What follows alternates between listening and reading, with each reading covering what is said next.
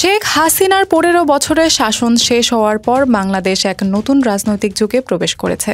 আওয়ামী লীগ সরকারের পতনের ৩ মাস পর এখন বাংলাদেশের সামনে একটি গুরুতর প্রশ্ন দাঁড়িয়েছে। অন্তর্বর্তী সরকারের ১০০ দিন পূরণ উপলক্ষে একটি দীর্ঘ প্রতিবেদন প্রকাশ করেছে বেলজিয়ামের ব্রাসেলস ভিত্তিক অলাভজনক সংস্থা ইন্টারন্যাশনাল ক্রাইসিস গ্রুপ, যেখানে বলা হয়েছে বাংলাদেশে নতুন নির্বাচনের জন্য ১৮ মাসের বেশি সময় নেওয়া উচিত নয়। এর মধ্যে সংস্কার করে নির্বাচন দেওয়া উচিত বাংলাদেশের অন্তর্বর্তী সরকারের।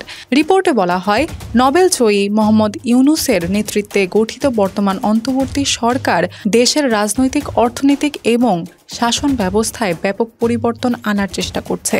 তবে যদি এই সরকার তার লক্ষ্য অর্জনে ব্যর্থ হয়, বাংলাদেশ সম্ভবত দুই বিপজ্জনক পথের মুখোমুখি হতে পারে।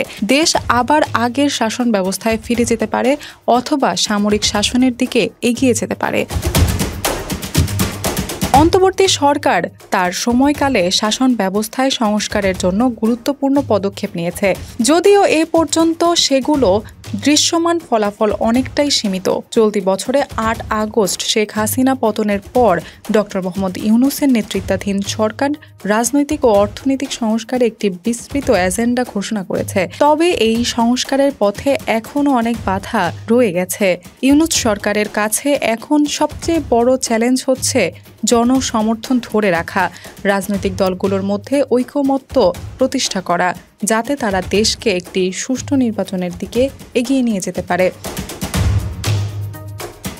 বিদ্যুৎ সরবরাহের উন্নতি, ছোটখাটো দুর্নীতি প্রতিরোধ এবং নিত্যপণ্যের দাম কমানো এর মধ্যে অন্তর্ভুক্ত হতে পারে।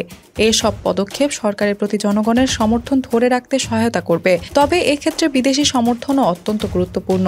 আন্তর্জাতিক সম্প্রদায়, বিশেষ করে ভারত এবং অন্যান্য উন্নয়নশীল দেশগুলোর উচিত বাংলাদেশকে রাজনৈতিক ও অর্থনৈতিক সংস্কারের জন্য সহায়তা প্রদান করা, যাতে একটি স্থিতিশীল গণতান্ত্রিক ব্যবস্থা প্রতিষ্ঠা করা সম্ভব হয়। যদি অন্তর্বর্তী সরকার সংস্কার কার্যক্রমে ব্যর্থ হয় এবং জনগণের সমর্থন হারিয়ে ফেলে, তাহলে বাংলাদেশের সামনে সবচেয়ে খারাপ পরিস্থিতি হতে পারে।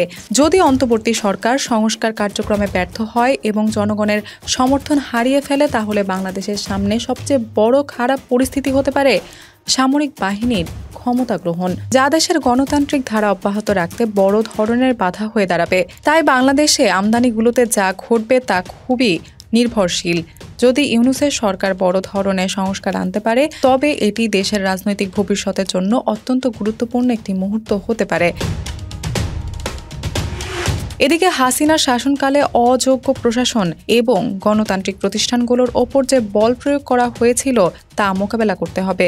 অন্যদিকে ইউনূস সরকারকে দেশের ভবিষ্যতের জন্য একটি বৈধ এবং স্থিতিশীল নির্বাচনী ব্যবস্থা প্রতিষ্ঠা করতে হবে। দৌলতী আকন্দ স্মরণ, বিডি আর্কাইভ।